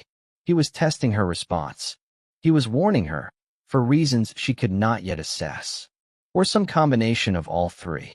She picked up her desk phone and called his office. "Can I come up?" she said, when he answered. "Yes," he said. She took the document and the note. She rode the elevator to the floor above. His assistant waved her through. She closed the door behind her. He was at his desk, not the conversation area. He was looking at her with an expression that was completely unreadable. She put the document on his desk. "I have something to tell you," she said. "I think you do," he said. "My reviews of the offshore documentation were systematic," she said. "They weren't routine due diligence. I was looking for something specific." "What were you looking for?" She looked at him across the desk. She had been an FBI agent for 9 years. She had been Elena Russo for 4 months. She had told Luciano Corsetti exactly once, in the conference room, to tell her something with complete honesty, and he had told her what she needed to know. Irregularities in the transfer structures, she said. Patterns that suggested the funds were being used for purposes beyond legitimate investment management. "And did you find them?" "Yes." The silence that followed was the longest of any silence she had sat in his company, and she had sat in many. "Who are you?" he said. The question was the most important question she had ever been asked. She stood in his office, with the document on the desk between them, and she understood with a clarity that was almost serene that she was at a point of no return. She could maintain the cover. She could give him a partial answer. The legitimate CFO who had found real irregularities and was confronting her employer with them. She could redirect, delay, buy time for the Bureau's timeline to accelerate. She could lie. She was very good at covering things. "My name is Alara Mancini," she said. "I'm a forensic accountant with the FBI's Financial Crimes Unit." The silence after this was approximately 8 seconds. His face did not change. This was, she thought, The most extraordinary feat of self-control she had ever witnessed, because she had just told him that his CFO was a federal agent and his entire empire was about to collapse, and his face did not change. "How long?" he said. "Since November. I was brought in to investigate Vontare Capital's transfer structures." "And you found?" "Enough," she said. "More than enough." He looked at her for a very long time. She did not look away. In the silence, she was aware, with an acuity that felt out of place for the moment, of every detail of the room. The blue ochre painting on the wall that she had recognized on her first visit and had quietly loved for 4 months. The precise alignment of documents on his desk, the particular quality of the winter light coming through the north-facing window, the espresso machine on the credenza. All the small textures of a space she had moved through twice a week for the better part of a year, the space where she had done most of her best thinking and a great deal of her worst feeling, the space that had, gradually, and without her full permission, become a place she associated with being known. She was not known. She had never been known, in this room. She had been seen, which was different, but everything he had seen had been a surface constructed to be seen, and the person underneath the surface was the person who was now standing on the other side of his desk, exposed, having just told him her actual name. "You should leave," he said. "I know. Before I have time to think about how to respond to this. I know." She picked up the document from his desk and put it in her bag. She walked to the door. She stopped with her hand on the doorframe, the same position he had stood in that first day when he walked her to his door. She turned and looked at him one more time. He was still at his desk, very still, and he was looking at her with an expression she had not seen on his face before, something beneath the control, something that was not quite any specific emotion, but was the precondition for several of them. "I'm sorry," she said. And she was. She was sorry in a way that was completely genuine and completely unprofessional, and that she did not try to qualify. Then she walked out of his office, through the reception area, into the elevator, and down 31 floors to the lobby of a building she would not enter again. She called Patricia Choi from the cab. "My cover is blown," she said. I told him. A silence of a completely different quality from Luciano Corsetti's silences, shorter, charged with institutional alarm. "You told him?" Patricia said. "He had the access logs. He knew I'd been reviewing the offshore documentation systematically. He confronted me with the evidence. I made a judgment call. Alara. The operation wasn't sustainable. He would have made me, or had me made, within days. I gave him the information and left." She was watching the city move past the cab window with a sensation of unreality that she recognized as the beginning of operational shock. "The documentation I've transmitted is sufficient. The warrant should proceed." "The warrant?" Patricia stopped. "Get to the safe house. Don't go to your apartment. We need to assess the exposure and figure out how to." "Patricia." She heard the flatness in her own voice. "The exposure is what it is. Just tell me the warrant timeline." The warrant timeline, as it turned out, was 2 weeks. She spent those 2 weeks in a hotel room in New Jersey that the Bureau had arranged, reviewing documentation, preparing for the deposition that the DOJ was already scheduling and managing, with imperfect success, the cognitive and emotional dimensions of what had happened. Marcus Webb flew up from Washington and sat with her for 3 hours in the hotel's conference room, going through the case documentation and telling her, with the careful professionalism of someone who was also managing his own feelings about the situation, that she had done extraordinary work. "The Dubai structure alone would have taken us another year to find through conventional surveillance," he said. "The Scalise connection, the Luxembourg layering.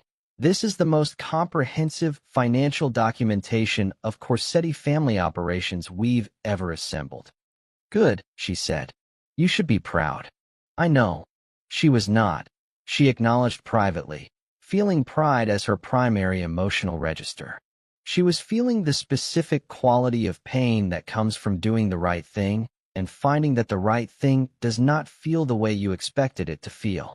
She had always understood justice as something clean, a balance restored, an account settled. She was discovering that justice, in practice, was murkier than its theory, and that the territory between right and wrong was more inhabited than the map suggested. She thought about his face when she told him her name. The 8 seconds of silence. How long? She thought about the dinner in the East 40s. Everyone carries something. She had been carrying something he could not have imagined. The days in the hotel room had their own rhythm. She woke early, as she always did, and worked through her documentation notes, organizing the evidence packages for the prosecutors in the precise, considered way she organized everything. She ate from room service or drove to a diner 2 miles away where no one knew her and where the coffee was served in thick mugs and tasted like nothing in particular and was, for reasons she could not entirely explain, exactly what she wanted. She did not sleep well. This was not unusual for her in operational contexts.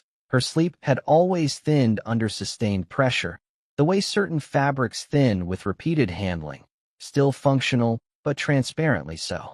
She lay awake at 2 and 3 in the morning and let her mind go where it wanted to go, and then brought it back with the practiced discipline of a person who had learned that not all thoughts required to be followed to their conclusions.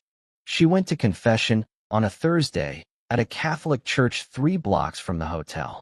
She had not been to confession in 11 years, and she sat in the dark of the booth for a long time before she spoke, and what she said, in the end, was not what she had expected to say. She did not confess to deception. That was what she had thought she would say. She confessed, instead, to not having been prepared for what was real, which the priest, an older man with a measured and unsentimental manner, received without visible judgment. What you're describing, he said through the screen, is not a sin. It's an education. She sat with that for the drive back to the hotel. 14 days after she walked out of the 31st floor of the Park Avenue building, federal agents arrested Luciano Corsetti at his apartment in Tribeca at 6 a.m. She was not there. She was in the hotel room in New Jersey, having been explicitly told to remain off-site during the arrest. She sat on the bed and looked at the wall and waited for Patricia Choi's confirmation call. The call came at 6:47 a.m. "It's done," Patricia said. "He's in custody. The operation is complete." "Thank you," Alara said. She put down the phone and sat for a long time in the early morning light of a New Jersey hotel room and thought about nothing in particular with the careful blankness of someone who has given everything they have and arrived at an empty place that is not sadness but that is adjacent to it. The indictment was 27 counts. Money laundering, racketeering, conspiracy to operate an illegal enterprise. The financial documentation she had gathered formed the backbone of the government's case, supplemented by material the OCU had assembled through more conventional surveillance methods and by several cooperating witnesses, including, it emerged, the previous CFO of Corsetti Meridian Partners, who had retained an attorney and agreed to testify in exchange for immunity. The indictment also named Donato Scalise, who was arrested in a separately coordinated operation in Miami, and 4 other individuals whose names she recognized from the documentary trail.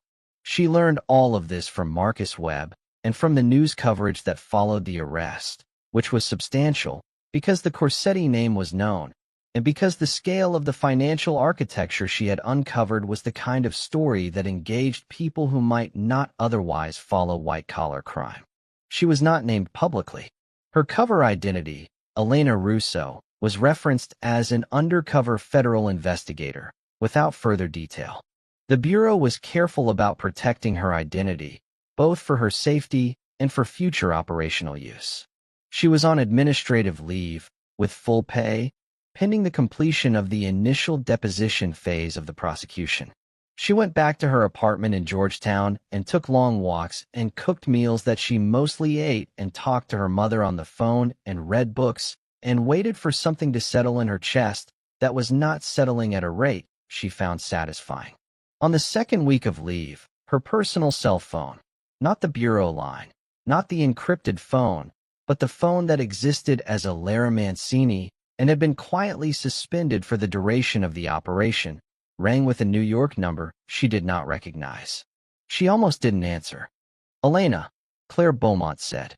And then, after a pause, or I suppose, I don't know your actual name. I'm sorry. I don't know what to call you. Alara sat down. Alara, she said. My name is Alara.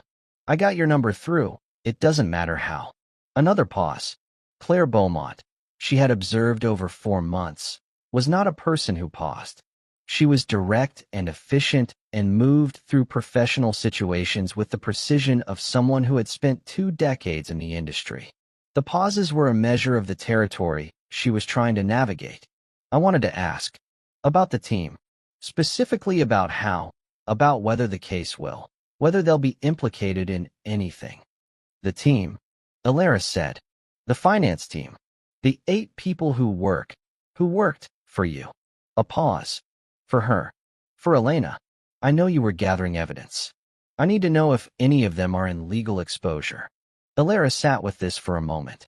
It was the question of someone who, in the middle of their own shock and disruption, was asking about other people. It was a characteristic Claire Beaumont question. None of the finance team had knowledge of the irregular fund operations, she said carefully. The evidence I gathered does not implicate any of them in wrongful conduct. They should retain their own legal counsel, which I'd recommend regardless. But my assessment is that they have no criminal exposure.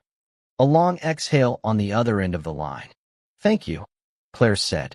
Then, was any of it? She stopped. Started again. The work you did. As Elena. The work was real. Yes, Alara said. The work was always real. I know that doesn't. A pause. I don't know why I'm saying this. I suppose I wanted you to know that the team respected you. Respects you. Whatever the situation. The work was real and people knew it. Alara sat in her apartment in Georgetown and looked at the wall. Thank you, Claire, she said. That means something. The call ended. She sat for a moment with the phone still in her hand, and then she set it down on the table and added it to the list of things she was carrying and went to make coffee. On the 3rd week of leave, she received a letter. It was handwritten, on plain paper without a header, delivered through the mail at her bureau address and forwarded to her through official channels. The handwriting was precise and angular, and she recognized it immediately. She sat down to read it.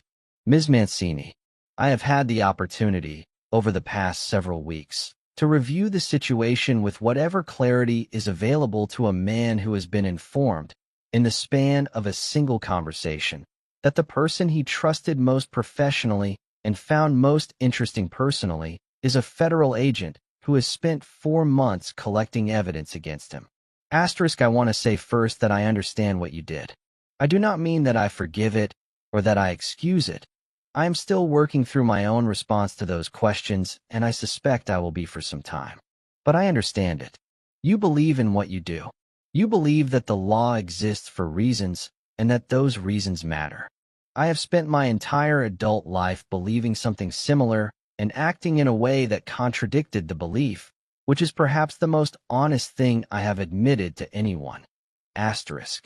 The thing I want to say, and the reason I am writing this letter rather than saying nothing, is that the quality of attention you gave to everything, to the work, to the firm, to the people around you, that was real. I know you were gathering evidence. I know every conversation was partially surveillance. But the way you were present in the room, the way you listened, the way you were honest with me in the moments when honesty was available to you, that was not performance. I have been around enough performed attention to know the difference. Asterisk. I found you interesting from the first interview. I found you more interesting than I had any professional reason to find a CFO candidate. And I think you knew this and used it carefully, and I think you felt something similar and refused to use it, which is a kind of integrity I respect even in the context in which I am currently encountering it. Asterisk. I don't know what happens next, legally or otherwise. My attorneys have various views about various things, and I am trying to let the process proceed while maintaining some internal coherence. Asterisk. What I know is this. The conversation we had in the conference room, and then in my office, when you put the document on my desk and told me your name, was the most honest conversation I have had in a very long time. With anyone, asterisk. Asterisk I am angry. I am also something else, which I am having difficulty naming, which is the first time in a long time I have encountered something I could not name. Asterisk. Luciano. She read the letter 3 times. Then she put it down on the table and looked at it for a long time, and felt the specific, irresolvable quality of something she could not fix. She did not write back. She did not know how to write back. She did not know what she was entitled to feel or to say or to do, in a situation that had no map, no precedent, no correct answer. She went for a very long walk along the Potomac. The river was still in the early spring light, and the trees on the Virginia shore were beginning to show the first pale green of leaves coming in, and she walked until her legs were tired and her thoughts were quieter, and then she stood at the edge of the water and thought about all the things that numbers don't lie about and all the things they do. Spring came. She went back to work. Not the same work. The Corsetti case was in the hands of the prosecution team now, and her role had shifted to witness preparation and documentation support, both of which she could do from Washington. She was given a new assignment, a new shell company, a new set of discrepancies to untangle, and she threw herself into it with the focused discipline that had always been her best protection against the things she couldn't resolve. The new assignment was a Delaware-registered holding company with subsidiary operations in 3 jurisdictions and a pattern of real estate transactions that did not match any legitimate business rationale.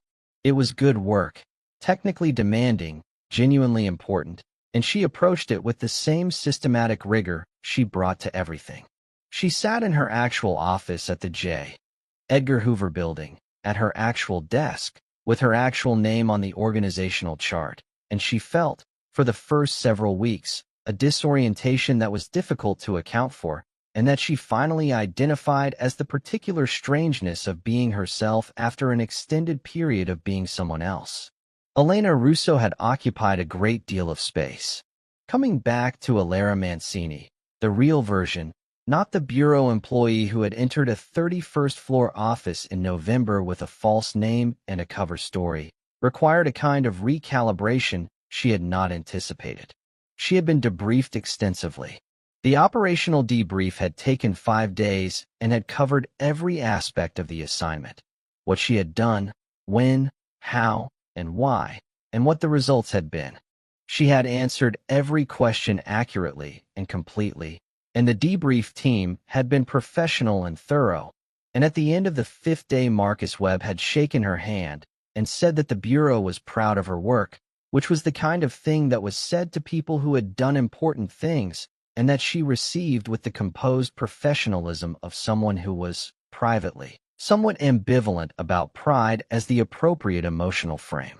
She had also been required to complete a psychological evaluation, which was standard for deep cover operations, and which she had approached with the same precision she brought to everything. The evaluating psychologist was a careful man who asked careful questions and who noted, in his report, which she was permitted to read, as was policy, that the subject demonstrated strong professional functioning and appropriate post-operational adjustment, with some indication of unresolved personal conflict arising from the nature of the operation that he recommended be addressed through ongoing therapeutic support. She had started with Dr. Park the following week.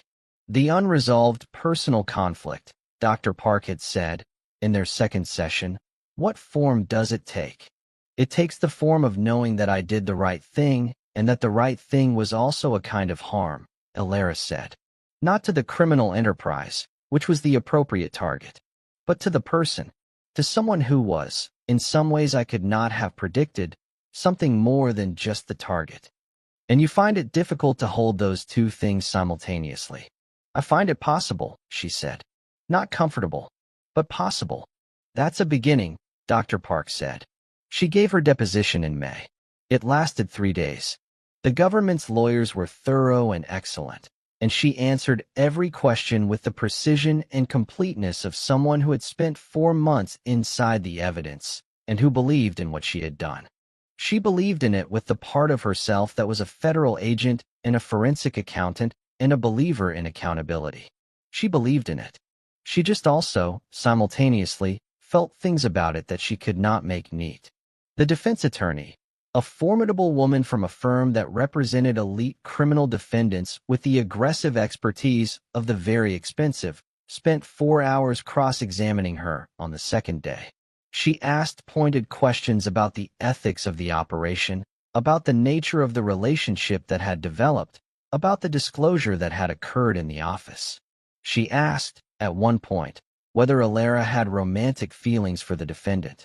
Alara looked at the attorney with the steady gaze of 9 years of professional practice and said, "I had professional respect for a person who turned out to be a sophisticated criminal. Whatever feelings I might have been managing personally did not affect the conduct of the operation or the accuracy of the evidence." The attorney looked at her for a long moment. "No further questions," she said. She did not hear from Luciano again. The case proceeded through the federal system with the particular slowness of complex white-collar prosecutions, its progress visible to her through the Bureau's case management systems and the occasional coverage in the financial press. She followed it with the attention of someone who had built the foundation it was built on, and with something else she could not entirely account for. In July, a piece of news reached her through unofficial channels, through Dan Ferretti, who remained the OCU lead on the case and who mentioned it in a case update call with characteristic directness. He's cooperating. She absorbed this. With the prosecution? To a degree. He's not giving up operational details about ongoing criminal activity. His attorneys are maintaining some positions. But he's provided substantial documentation about historical financial operations, including information that's opened up 3 other investigations. In exchange, the DOJ is discussing a significant reduction in the sentencing exposure. How significant? Enough to matter. Ferretti paused. His attorneys are making a case for his role as the financial architect rather than an operational criminal, that he was never personally involved in the violent or drug-related aspects of the family business. The documentation supports that, actually. He's never been connected to any violent conduct. She thought about his face in the conference room. "Tell me, with complete honesty, does it change the case?" she asked. "Not the outcome of your operation, the evidence stands. But it changes what happens to him, probably." She thought about this for a long time after the call ended. She thought about it in a way that was not purely professional, and she allowed herself to do so because she had decided, somewhere in the spring, that she was done pretending that her professional and personal selves were completely separable. They had never been. The quality of attention she brought to work was the same quality she brought to everything. It was just who she was, and it was not containable within professional categories. She had done the right thing. She had also fallen in love with the wrong person, slowly and against every better judgment. In a hotel bar and a restaurant in the East 40s and a glass-walled office on Park Avenue. These 2 facts existed simultaneously in the same body, and she was not going to resolve them into a single feeling that was easier to live with. She was a forensic accountant. She lived with complexity. The deposition process was 3 days in a government building in Lower Manhattan, in a room with institutional carpeting and a long table and a court reporter who typed with the unhurried precision of someone who had heard a great many things and recorded all of them with equal attention. She had testified in federal court 7 times in her career. She understood the mechanics of the process, the lead-in from the prosecution, the technical sections where her expertise was the point, the cross-examination where the defense attempted to find the space between what she knew and what she could prove. She was good in depositions. She had always been good in depositions.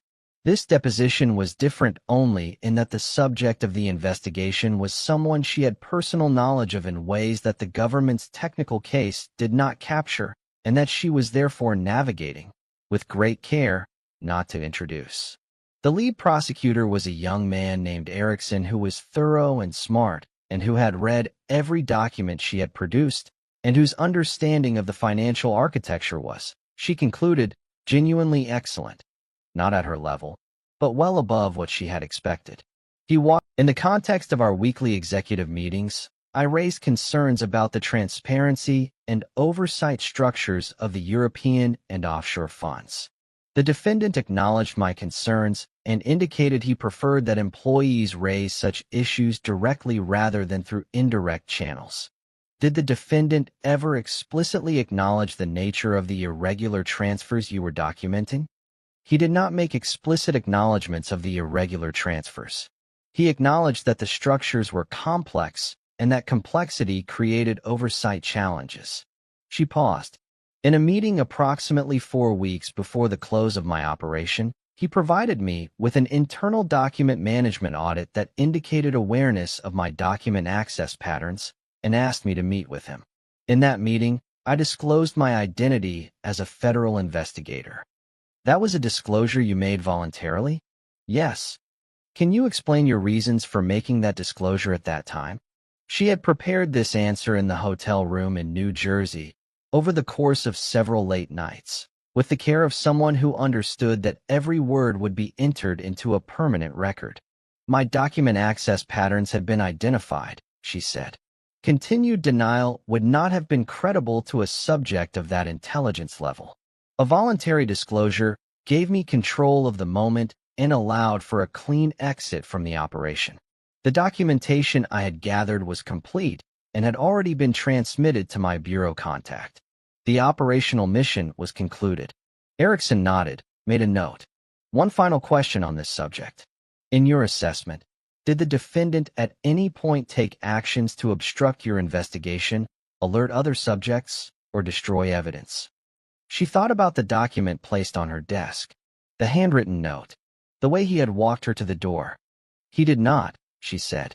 In my assessment, upon identifying the anomaly in my access patterns, he chose to surface the issue directly rather than acting against me or the investigation. She paused. This assessment is reflected in my written notes, which are part of the case record. Erickson sat back slightly. Thank you, Agent Mancini. She was not, technically, an agent. She was a special employee of the Bureau, a civilian forensic specialist. She did not correct him. On the third day, the defense attorney, a formidable woman named Carlin whose reputation in financial crime cases was excellent, spent 4 hours with her. The cross-examination was thorough and intelligent, and at several points genuinely challenging. Carlin was good at finding the space between certainty and implication, and she pushed at that space repeatedly and from multiple angles. At the end of the 4 hours, Carlin looked at her across the table for a long moment. The defendant's letter to you, Carlin said, the one forwarded through bureau channels. Did receiving that letter affect your subsequent cooperation with the prosecution's case? It did not affect the accuracy or completeness of the evidence, Alara said, which I assume is the substantive question. The substantive question, Carlin said, is whether receiving a personal communication from the defendant created any conflict of interest in your continued professional involvement with this matter. I disclosed the letter to my supervisor and noted its receipt in my professional log, Alara said. I was assessed for conflicts at that time and cleared to continue. My professional involvement has been limited to the deposition process, not active investigation, since the close of the operation. Carlin looked at her. No further questions, she said. She walked out of the deposition building into the afternoon air of Lower Manhattan and stood on the sidewalk for a moment before she flagged a cab. The city moved around her in the specific way it moved in the financial district. Denser, more purposeful, the particular energy of people whose work was the movement of money and who did not slow down for anything. She had done her job. She had told the truth, completely and accurately, and the truth was as she had always described it. A language that didn't have the social incentives that people had, that didn't try to make itself look good, that simply was what it was. She was also, she acknowledged, very tired. She got in the cab and gave the Georgetown address and rode in silence and thought about nothing for 20 minutes, which was, she found, exactly what she needed. 18 months after the arrest, she received a letter from his attorney. It was a formal communication, brief and impeccable in its legality. A request, through appropriate channels, for her to review a draft memorandum that the defense was preparing regarding the financial operations of the Corsetti family's legitimate businesses, which were being separated from the criminal enterprise assets in the process of the settlement. The memorandum required the review of a forensic accountant, and the defense was requesting, through official channels, whether the Bureau would make her available. She sat with this request for 24 hours. Then she brought it to Marcus Webb, who sat with it for another 24 hours, and then told her that the decision was hers. She said yes. The meeting took place in the offices of the defense firm on a Thursday in October, with 3 attorneys present and a DOJ representative and a court-appointed financial monitor and, across a long conference table, Luciano Corsetti. He had lost weight, not dramatically, but perceptibly. He was wearing a suit that was good, but not the same quality as the suit she had seen him wear for 4 months, and his hair was slightly shorter. He looked like someone who had spent 18 months under significant pressure and had managed it well. Not easily, not without cost, but well. He looked at her when she walked into the room. She looked at him. They nodded at each other with the contained courtesy of 2 people who are conducting a professional meeting in the presence of multiple attorneys. And then she sat down and opened her briefcase, and the meeting began. It lasted 4 hours. They did not speak directly to each other during the meeting. All communication went through the attorneys or the monitor, as was appropriate for the context. She reviewed the memorandum, identified 2 significant errors in the asset classification methodology, corrected them with precise notations, and answered 5 follow-up questions from the defense counsel. Throughout all of this, she was aware of him in the way she had always been aware of him, that persistent, inconvenient, specific quality of awareness that had not diminished in 18 months of distance. When the meeting ended, the attorneys gathered their papers. The DOJ representative left. The monitor left. And there was a period of approximately 4 minutes during which the room was clearing, and they were both still at the table, and there were no attorneys immediately between them. "Thank you for coming," he said. His voice was the same. She had not let herself imagine that it would have changed, but she was still relieved that it hadn't. The methodology errors would have created problems, she said. It was in everyone's interest to correct them. Yes.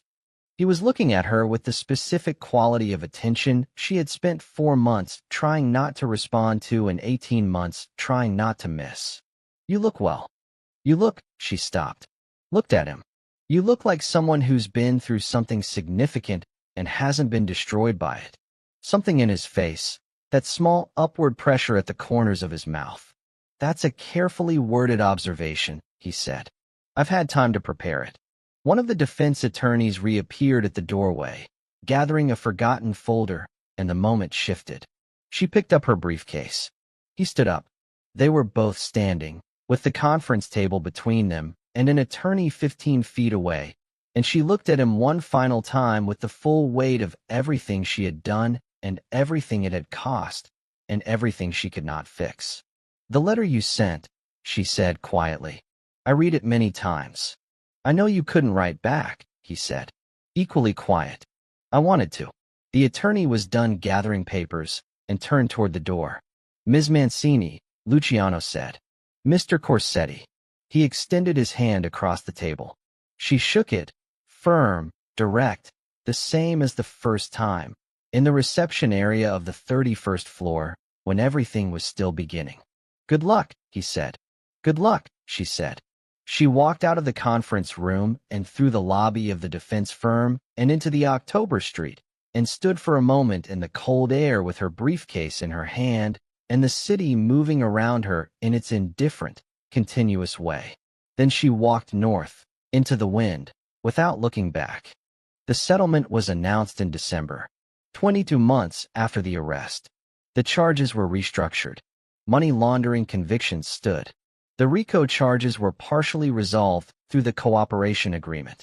The sentence handed down by the federal judge, a serious woman who had read every page of the forensic accounting documentation and who had questioned Alara directly during the sentencing hearing, was 30 months in a minimum security facility, with credit for time served and a substantial financial penalty that went some way toward addressing the funds that had been illegally moved. The Corsetti Meridian Partners' legitimate business was placed under independent management during the proceedings and, upon resolution of the asset separation, continued to operate. A legitimate asset manager, stripped of its criminal architecture, surviving on the genuine quality of its investment practice. She learned all of this from the Bureau's case files and from the financial press and from a brief note from Marcus Webb that said, in its entirety, case closed. Outstanding work. MW*. She filed the case folder. She went back to her regular assignments. She told her therapist, she had started therapy again, in February of the previous year, working through a complicated professional situation that required more compartmentalization than she was ultimately able to maintain. Her therapist, a dry and excellent woman named Dr. Park, said, "What did the inability to compartmentalize cost you?" She thought about the letter on the hotel table, the conference room, and the 4 seconds of silence, the restaurant in the East 40s and the candles, and the conversation about what numbers tell you. "It cost me a version of myself I'd gotten comfortable with," she said.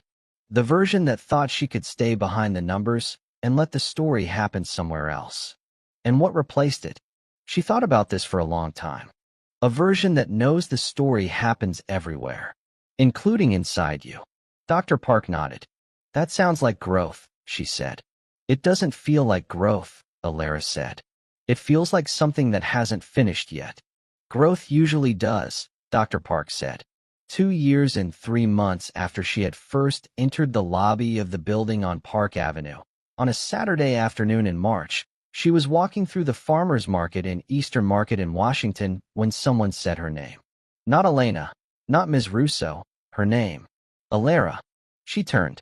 He was standing at the edge of the market, in a heavy coat, holding a paper bag that appeared to contain bread and possibly coffee, looking at her with the expression she had spent a very long time trying to find an adequate name for. He was thinner than he had been, and something in his face had the particular quality of a person who has been through fire and arrived on the other side with most of themselves intact, not unscathed, not unchanged, but present. She looked at him for a full 5 seconds, during which various parts of herself conducted a rapid and somewhat chaotic internal conversation. "Luciano," she said. "I didn't know you were in Washington," he said. "I've been here for a while." She looked at the bread in his paper bag. "You're out." 3 weeks ago. He paused. "I'm in Washington for." He seemed to consider the explanation. "There are meetings. Financial restructuring. It's complicated. Most things are." A silence that was not uncomfortable. A silence of 2 people who have been through something together and have not lost the language for it, even in its absence. "There's a coffee place," she said, nodding toward a small cafe at the edge of the market. "If you have time." He looked at her for another moment. "I have time," he said. They walked toward the cafe in the March light, with the city around them and the complicated past behind them and the complicated future somewhere ahead. And she thought about what the numbers had told her over the years and what they had not been able to tell her, and how the things they couldn't tell you were sometimes the most important things of all. Justice had been done. She believed that. She still believed it with the full weight of 9 years and one extraordinary case and everything it had cost.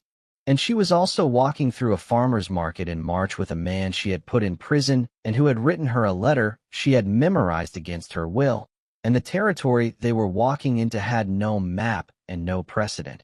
And she was, for the first time in a very long time, not trying to make it neat. The numbers don't lie, but they don't tell the whole story.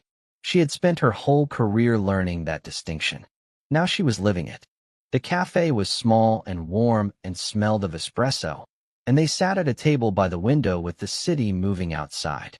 For a while neither of them spoke, and the silence was not the silence of people who have nothing to say, but the silence of people for whom the ordinary social mechanics of conversation, the openers, the navigations, The careful performances of two people who do not yet know each other are not available because they do know each other, or they know something important about each other, and everything built on a lesser foundation than that knowledge would feel dishonest.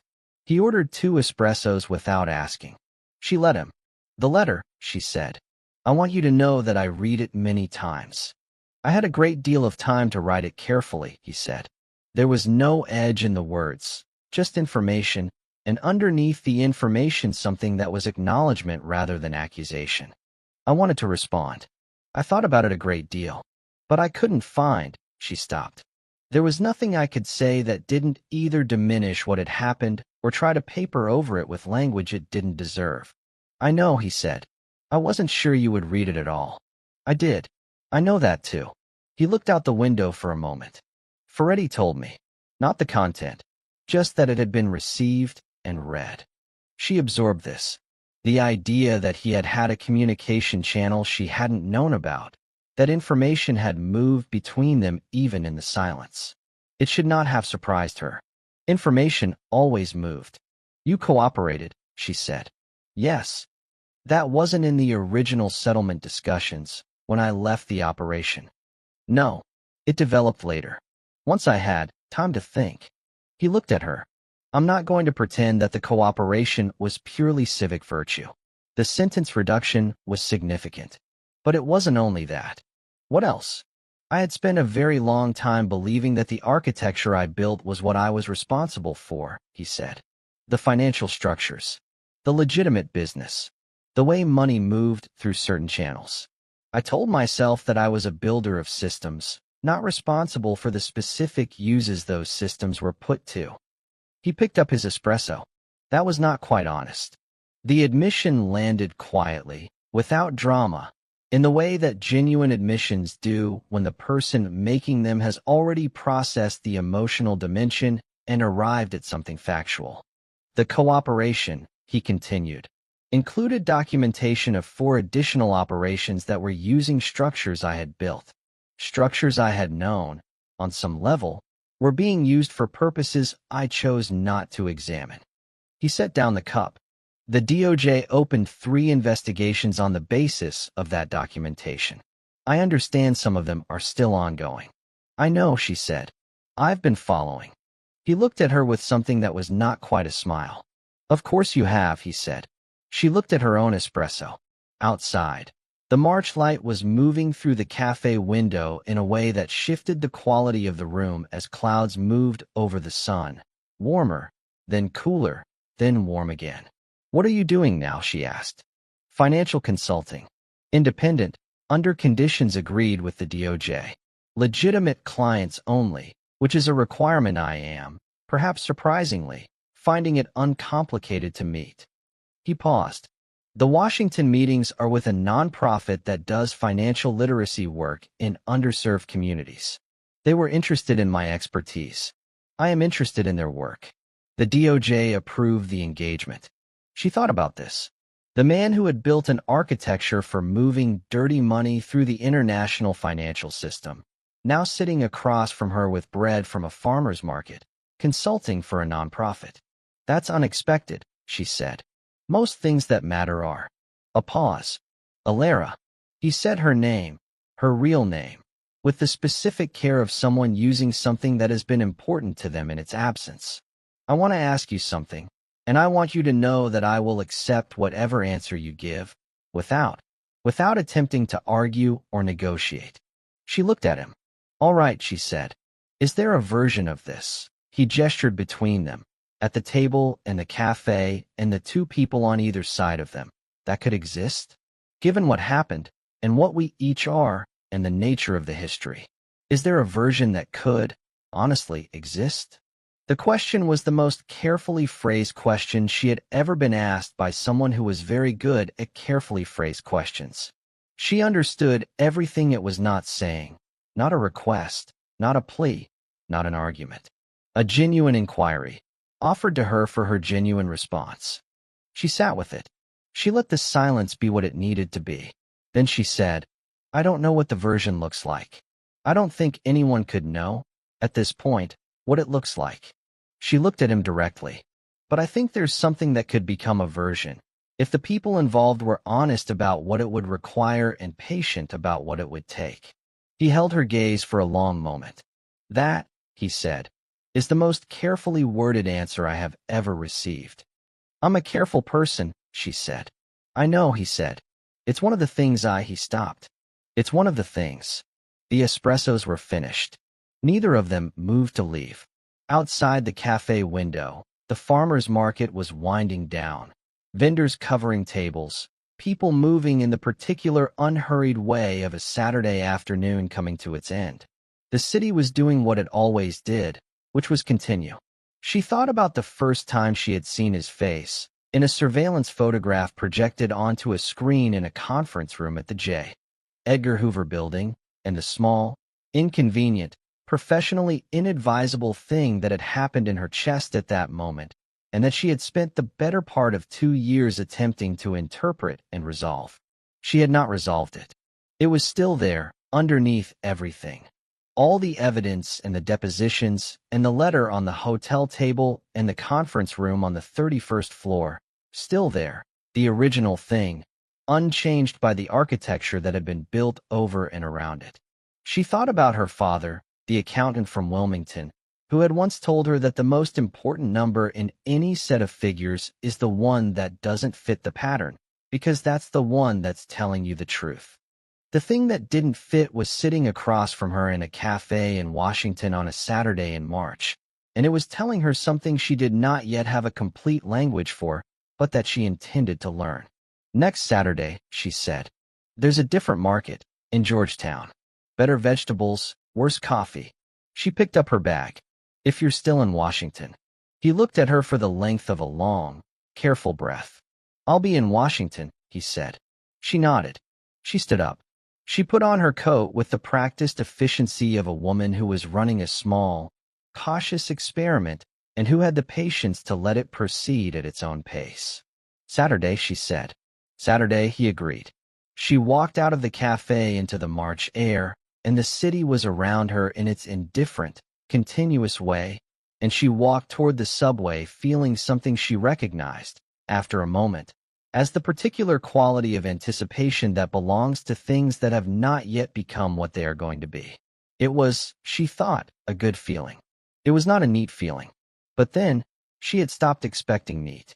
The following Saturday, she arrived at the Georgetown market at 10 in the morning and found him already there, holding 2 coffees, looking at a display of early-season vegetables with the focused attention of a man who took things seriously. She accepted the coffee. They stayed for 2 hours. The vegetables were excellent.